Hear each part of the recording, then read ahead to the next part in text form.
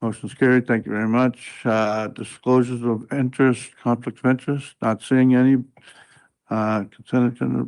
We'll go right down to business matters. 7.1. Over to you, Councilor Commissioner Hossenroth. Thank you. Just make your Thank you. Promotion. Thank you, Deputy and members of Growth Committee. In May, if you recall, staff presented the incentive review study to this committee. The study assessed existing municipal incentive programs and identified financially feasible opportunities for potential new incentive program. So since then, staff has developed the first new program from that review, focusing on supporting large-scale development projects. And Andy Reid, our housing manager, is here this afternoon, and he'll be providing a presentation on the large-scale development incentive policy that we're proposing for Growth Committee's consideration this afternoon, with the intent to proceed to Council on December 15th if Growth Committee is supportive of the approach. Thank you. Excellent. Thank you, Commissioner, and thanks for the opportunity to present the program today. Hopefully this sheds some light on some of the questions you had. I aim to kind of just walk you through the program. And before I do that, just, like to say it's been a long time to get here with this project. We have our existing program I'm going to get into. And I think around 2022 with the strategic plan, we really initiated a look at, what other areas could be considered for incentives. So, just to emphasize, it does take a lot of time to put these programs together and to try and do a rigorous job. So I'm just going to walk through the presentation for you. The large-scale incentive program is premised on the incentive review findings, which were presented earlier at Growth Committee this past May, and which reviewed program results from the Urban Development Incentive Program, which has been in place since 2016 in the Central Peninsula. To recap those findings, the review found that the larger infill projects, which are illustrated on the right, such as the Wentworth and the Wellington, in terms of annual tax revenue, these projects, because of their size and scale, really, you can see from the bars had the largest impact, as well as being paid off in under 4 years. So these projects were incentivized via a 5-year grant and construction challenge grant. And together, all the projects create enough tax revenue to cover the full cost of grants in just under 3 years. So that's just summarizing some of the findings of the study. The primary goals of the existing program in the Central Peninsula's plan of the existing urban development incentive were to implement the Central Peninsula Plan's growth goals and see the increased redevelopment of vacant lots, vacant upper floors, and vacant buildings. So it was successful. We did receive projects in all of those categories. And then, like I said, the 10-year strategic plan targeted a review of existing incentives to explore further expansion of infill projects within the serviced area of the city. Last May 2024, the incentives review project kicked off, beginning with the financial feasibility modeling of several development types and tenures, with developer interviews. And the purpose of structuring the review this way was to weed out development typologies that could likely proceed without incentives. So clearly, from the results, mid-rise apartments were not recommended to be incentivized. They were already considered viable on their own. Condominiums were looked at. There wasn't really enough recent data to provide a recommendation. And then the remaining typologies, high-rise developments, vacant buildings, and in certain circumstances, townhouses were found to benefit from the ability to be incentivized because they may not be viable on their own. These findings were received and reviewed by Growth Committee with the recommendation that staff incorporate report findings into a new large-scale incentive program for high-rise development. Currently, we do have existing temporary grant programs under the Housing Accelerator Fund grant that target vacant buildings and missing middle housing. But it will be important to update these programs, ensure that they're making meaningful impacts, the expiry of some of that funding. So really this large scale incentive is step one. Now, just to get into some of the program details, the existing program focused on the Central Peninsula as a whole. The new large scale development incentive, it's targeting high-rise development, and it's focused on the uptown and inner harbor area pictured here. This area commands the best water views. There's also some alignment with the North End secondary plan. So this program's being developed concurrent to that plan, and we could see further expansion in the future of this area. This is the starting point. The eligibility requirements make certain that really it's targeting those few very impactful projects that would be eligible. So the minimum thresholds eligibility would be 150 units, a total building cost of 40 million. And as well, there's density parameters just to ensure that the development's not of like a mid-rise kind of context. Is going to drive it into a lot of high-rise building.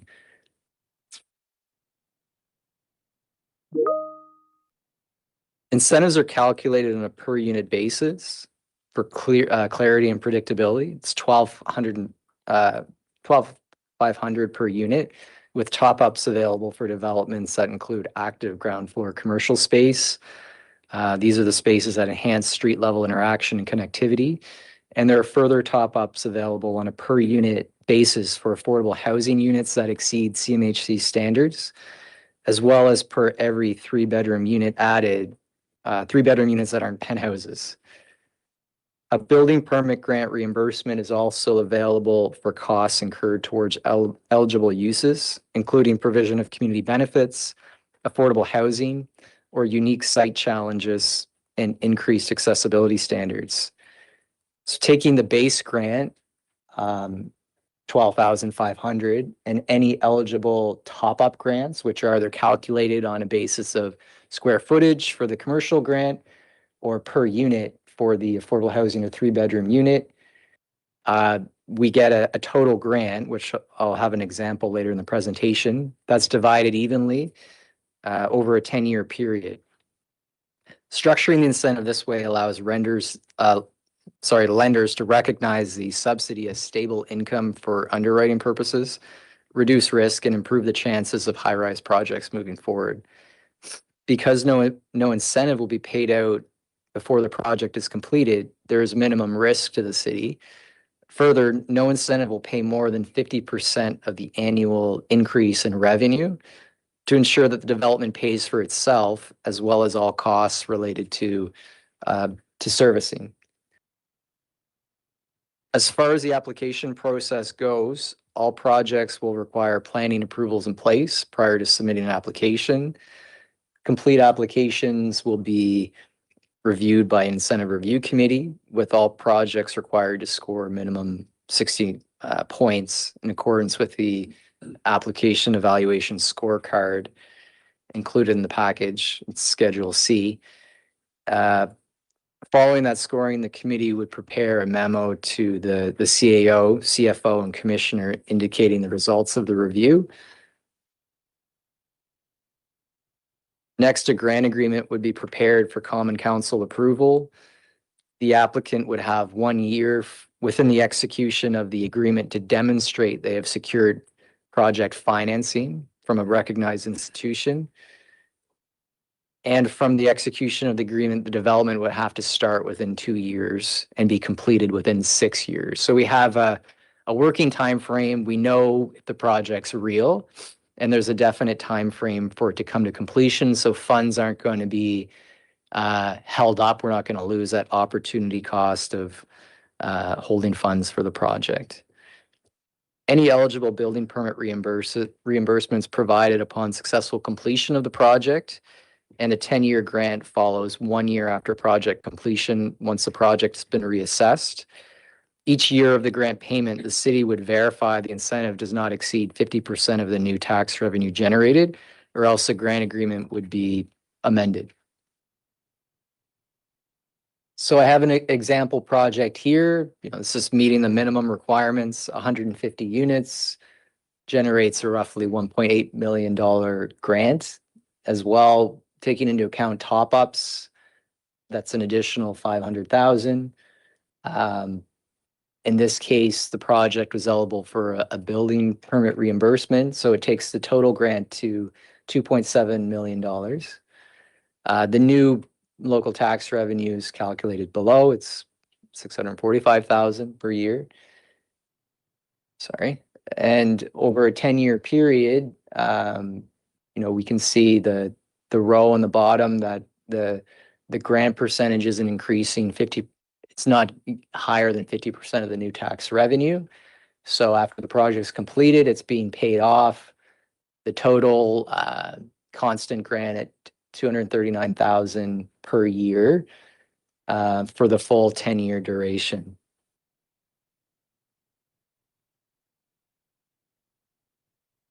In terms of this program's or this project's timeline, last summer the project kicked off with the awarding of the incentives review RFP. And while the findings were being developed, there came about the opportunity for a second round of half funding at the beginning of this year. In March, Council approved amending the city's Housing Accelerator Fund agreement and adding the large-scale incentive as an additional initiative, which helped increase the overall half funding from CMHC by an additional 918,000. So these funds are flexible. They can help with other half initiatives, and that's likely where they'll go. They aren't tied necessarily to this program and likely won't be just due to some of the timelines we're working with. We have to spend half funds before the beginning of 2028. So it's unlikely to see a large scale project come in due before then, but those funds have helped in other ways. What CMHC would be looking for is more the longer term results over a 10-year period. So then in May, the incentive review findings were presented by Parcel Economics to Growth Committee. And in the intervening time, the program details for the large scale incentive have been developed. With the recommendation before you, launch of the program would occur with Common Council's endorsement at their December 15th meeting. And I just highlight it, from the perspective of the half agreement, it is important to wrap up the project before the end of the year, in keeping with our half agreement milestones. End of the year is the completion timeframe where we've agreed to meet with CMHC. So in conclusion, the large scale program aims to maximize opportunity by targeting the largest projects that would pay the maximum dividends in terms of achievement of new revenue and smart growth goals. While the number of applications anticipated is smaller than our existing program, there have been several discussions already, so we know there is interest out there in several sites. And those sites that do proceed, we anticipate would have a potential for a tremendous impact. The program sets forward a clear and predictable grant. The grant amount is set. It remains the same over the 10-year period. There's no guesswork. Further, it's based on fiscal responsibility and rigorous efforts to ensure the city is not incentivizing all types of projects, really just targeting the few that we know have demonstrated viability challenges. Risk is mitigated fully due to the grant payment schedule occurring only after the project's completed, so no incentive is paid before the project has become completed, before new revenue is generated, and no more than half of new revenue is going toward the grant. The program aims to be transparent, so the assumptions behind the pro forma input assumptions in the financial feasibility are published in the program along with the associated grant rate. It's intended to evolve. These will be reviewed and updated on a regular basis. And finally, each application we do receive will go to council for approval. So everything is, it's part of the public record. It's transparent. That concludes the presentation. The recommendation would be to to adopt the large-scale incentive program and repeal the existing policy. This recommendation, my apologies, in the slide deck here just needs to be updated to correspond with the report. So the intention there is to repeal, to not accept any new applications under our existing program.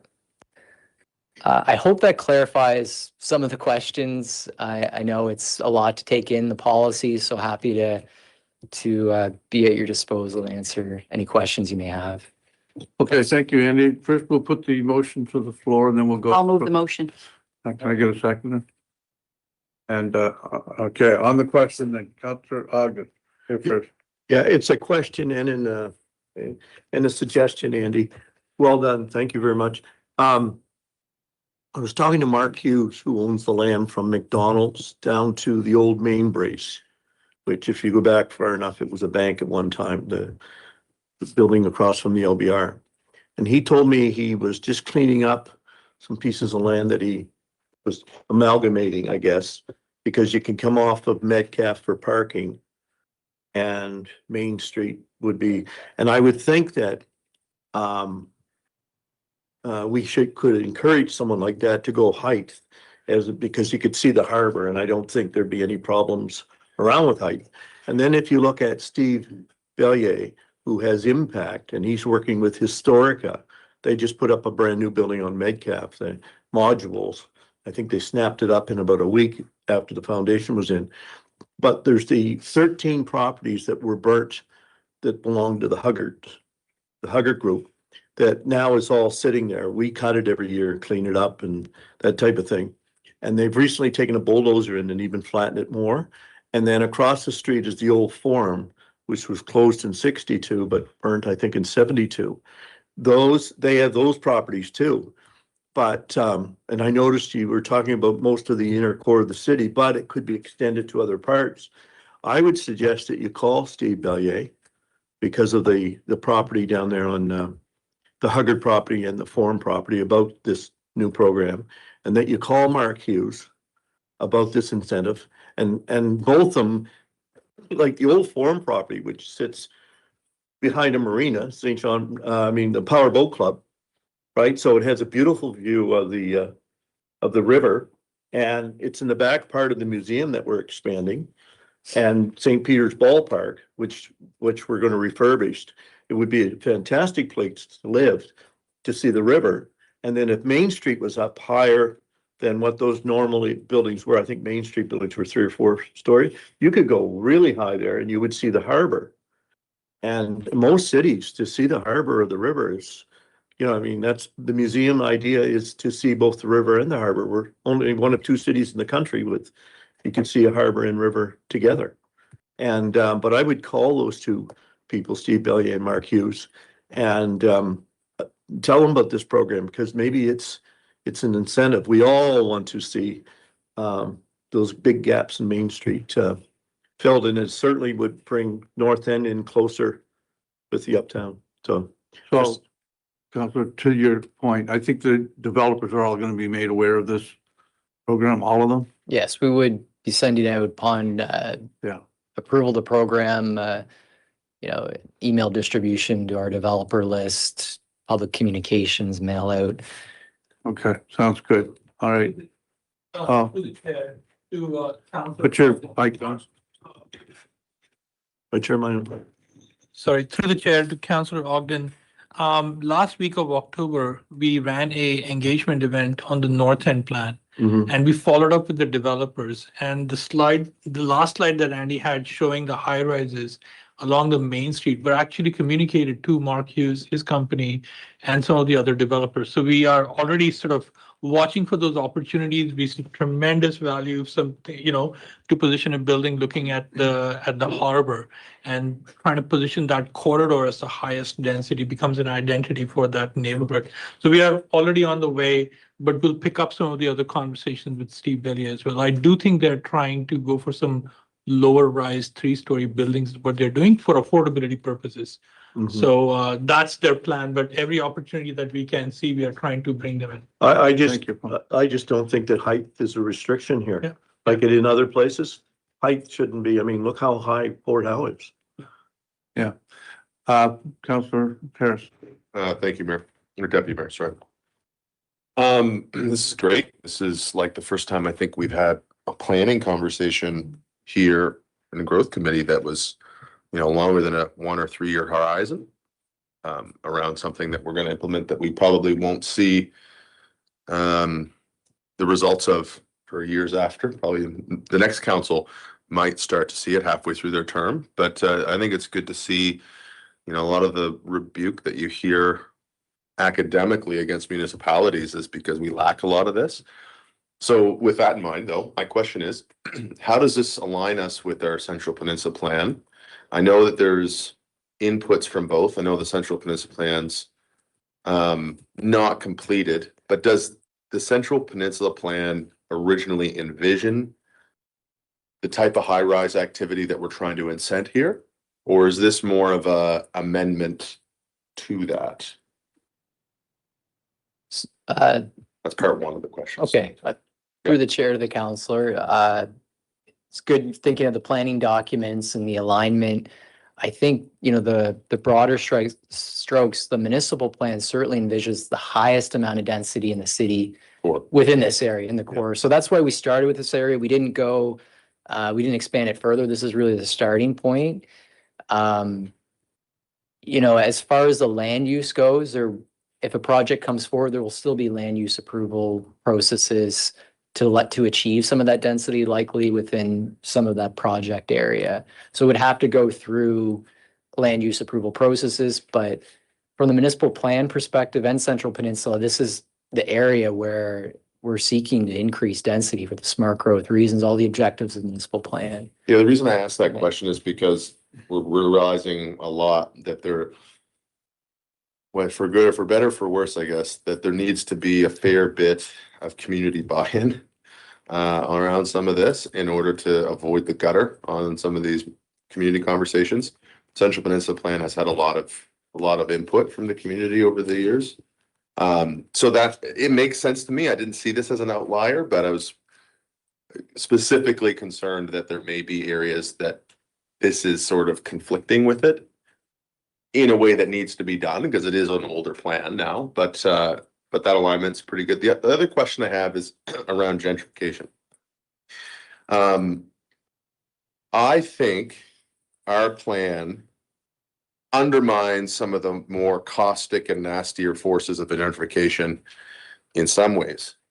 Plans like this and the lack of regulation we see, I guess you could say federally and provincially around speculation, undermines that. So this is one of these things where I'm trying to get a beat here on, are we incentivizing a level of gentrification that we are going to regret later with this type of high-rise activity? Again, I understand it's 4 to 5 years down the road.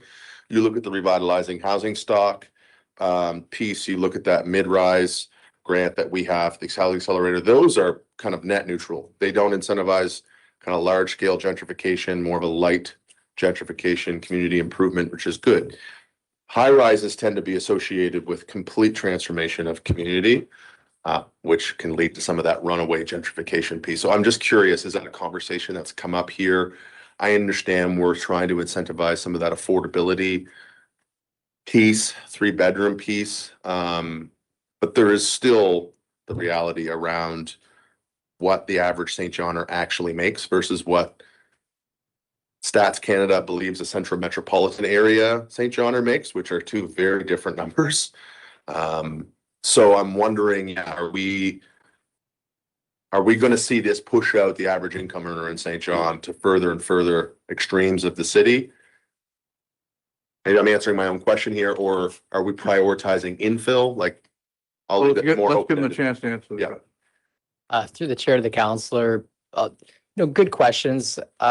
Reflecting on it, an interesting part of just how we operationalize this program is you might often see these type of incentive programs through an economic development wing of the city, or even an arm's length organization, whereas in this case it's being operated through our community planning and housing. So I think there is opportunity there to monitor housing market, seek alignment with the investment of affordable units within our neighborhoods, such as the Central Peninsula and North End, as well as in our attempts to try and increase more supply, because really high-rise it's affordability through supply.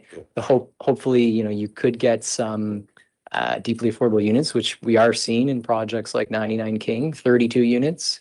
But I think there is opportunity to certainly keep a tab on it and monitor that, so Yeah, good. there's not unintended consequences. and Yeah, the right people. We're getting the right balance, yeah. Okay. Okay, your worship, good night. Thank you. I guess I'll just say that, like Councillor Ogden, I'm also excited about this, this opportunity. And I hope to see it expand out into the north end, but we'd have to get over our shyness for height, which we have historically held here at council. So I think there's a real opportunity for density moving, along Main Street and across into the north end, especially with Main Street having been reconfigured. It certainly makes a better connector. And Councillor Harris, just to your point, I think it was 2018 when I got the draft for the secondary plan for the South Central Peninsula plan. And it did contemplate, that increase in density. But I'll tell you what we do have there now. So just thinking off the top of my head, like we still have Leinster Court, we have the Abbey St. Andrews, we have Tannery Court, we have the Smythe Street building and the Admiral Beatty building, and Key Industries owns their whole block and provides housing for their own clientele. So we have a strong presence of balance there now. I think we can afford to add a little bit more, and like with Percy Wilbur's project, it will also have the affordable units in it as well to try to balance it. So I think we've got, a good balance there of infrastructure that's already there that is not gentrified. And I don't see it becoming that, because a lot of it's new. I mean, Tannery Court's not that old, Leinster Court's not that old. I can't see the Beatty, that's owned by St. John Nonprofit Housing, so is Smythe Street. And then we just got the new one that's been added there across from the Liquor Commission. Wellington, yeah. And so that's a mix as well. So I see that sort of like really what we want going forward, because we do want the mixed neighborhoods. They're the best for everybody. Yeah, and we already have them. Yep. Yep. So I don't see like adding this I see that as being helpful. So, Okay. yeah, so thank you. Okay, well, I'll just wrap it up by saying, I think it's an excellent incentive plan that you put together here. It puts us on the same playing field as other municipalities around, and I think it's about time we did it. So thanks very much, Andy. Okay, like, I asked a question and. Oh, I'm sorry. I thought you left the light on. Go ahead, ask another. So, try to understand this. Is the idea that we develop the perimeter around the water of St. John? Like, for instance, we'll go down to Tin Can Beach, and the project that was on the left-hand side of Tin Can Beach, the zoning is up the 26th of February of 2026, I believe. It's been 6 years and nothing's been done. And then somebody's looking at our snow dump or Vulcan Street. And then as we go around the harbor, when you get to Main Street, Mark's idea, is that the idea of this, that we put buildings around the perimeter of the harbor and go high up in the air? Is that what this is? And the other question, the same thing. Why would people not be interested? Like it says that you don't expect a lot of inquiries, right? Jesus, you've already had inquiries about building, not that high, but not incentives like this. I mean, this to a developer that was going to spend some money in St. John, I think this is something that would enlighten him, that he would be very interested when you're willing to do these kind of things, right? This has never happened before. And, it's 9 years out from the time you sit down until the time you're done before you get it. It's 9 years. It's 6 years to build, 2 years to chat about it, and in a year to put it together. But from my point of view, in the area that we're in, is any of it retroactive, I guess, too? The question in Crown Street, where they're going up in the air down there, would they be back here to say they could go higher and could get incentive to this here, Collins' building that he's building in Crown Street? And also the one that's being developed at Market Square and Water Street. Can he come back here? Not the one he's building, because it's a certain height. So is any of this retroactive to builders that have already started, or maybe even started with Amy to start doing things long before we ever find out about it. There's people in talking about it, right? The CO, So, yeah, okay, answer. Jesus. Yeah, well, just like unless the developer has an agreement that would allow for such flexibility, then there wouldn't be. This is really intended to commence once council adopts it, and it's going forward on December 15th. So that's the intent of it. We have had the the 5-year plan in place, the urban incentive program. And so some people are under that, which is structured a bit differently, and will continue to abide by those agreements that are in place. Okay. So, Deputy, I was just thinking it might be helpful for us to put the map up. Again, is that possible, Andy, now that the presentation's been closed?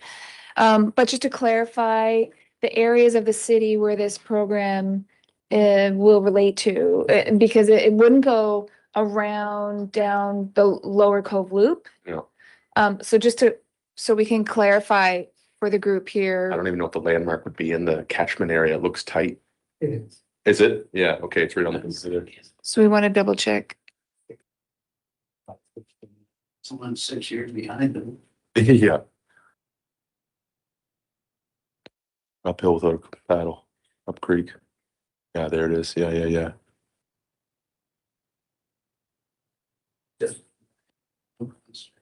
That doesn't work. Yeah, we got that in this part. Yeah, I see you. Yeah. okay, Councilor Harris. Just you a wanna- follow-up question, last, what Council Lowe brought up, have we ever considered, and maybe this applies, a lot of these buildings, to your point, the one on Crown Street, falls outside of this. I'm looking at those footings, and you know those footings are gonna be able to handle more than what they're building on it. But there usually is a sweet point, right? You get enough stories up, you start to tip the scale around the financial viability, so you don't go any higher, because you've already got your profit margin. But there are buildings in the city that are way overbuilt for what their current structural load is. Do we have have we ever done any fact finding on that? Would this apply to adding an additional 6 floors onto a building? I know it's something that they contemplate places like Vienna, like build those plans in for 100 years so that you can go back and add 4 or 5 floors. I know we haven't done that here, but have we ever considered it, or would this apply to that? Because there's 3 or 4 buildings on here. I'm thinking of the CRA building. That, like, the federal government wants to offload a lot of their properties. I just curious if we thought about that or contemplated it here, or would it apply even? Through the chair, that this program really is a starting point. So if we're finding, I think it's meant to evolve. If we're finding that there are, eligibility parameters that aren't working, then we can adjust course then. But it's really the idea of setting that maximum threshold. Okay, 150 units, whether the building's new construction or built on existing platform. I think the current policy has that flexibility now. If a project, for example, like the parking garage, were to go way up, it's in the eligibility area. And then council, where every application does go to council, I think there's that added transparency, flexibility to take advantage of those opportunities. Yeah. Okay, so, on the question then, all in favor? Opposed, if any? Motion's carried. Thanks, Andy, very much. Appreciate the presentation. Thank you, everybody. Over to you, Councilor Lowe. Unless you want to add something, All right, thank you.